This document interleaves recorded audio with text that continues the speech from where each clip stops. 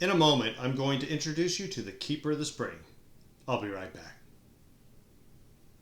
The late chaplain of the United States Senate, Peter Marshall, used to tell a story entitled The Keeper of the Spring.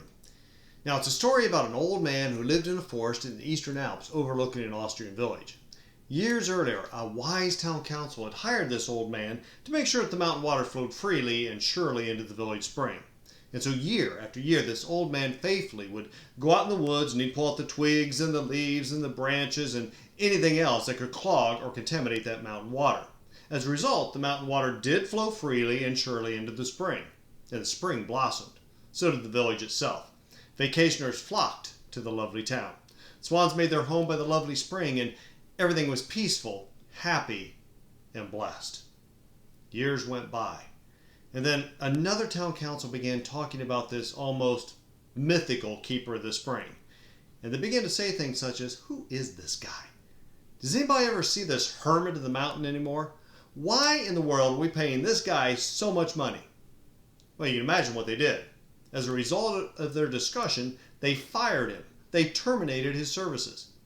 And for a while, they thought they'd made a great fiscal decision. But sure enough, didn't take too long, and things began to change. A sickening smell began to hover around the spring, and it began to change colors. Well, the vacationers left. The swans began to look for a new home. Well, beginning to realize the error of their ways, the town council called an immediate emergency meeting, and they rehired the old man of the forest again. And the old man went back out in the woods, and he pulled out the twigs and the leaves and the branches. And pretty soon that mountain water, that life-giving force was flowing freely and surely back into the spring, giving it a fresh start, new life, and a new beginning. And everything was peaceful, happy, and blessed. Now that cute little story is a metaphor for our lives as well. You see, there are many springs in our lives. Maybe you're a parent, and it is your job to make sure the mountain waters of your values and integrity to flow into the spring of your kids. Maybe you're a business leader, and you own a business possibly, or maybe you're a high CEO of a Fortune 500 company. You also have springs. The first spring you have is to your employees. You have to make sure that your employees want to follow you by becoming the leader they need you to be. Again, a leader of integrity, a leader of helping them grow and develop and have opportunities to succeed. And if you do that, they will treat your other spring well, which is that of your customers.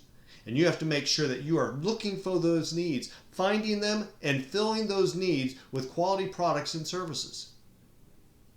When you do those things, your business will flourish.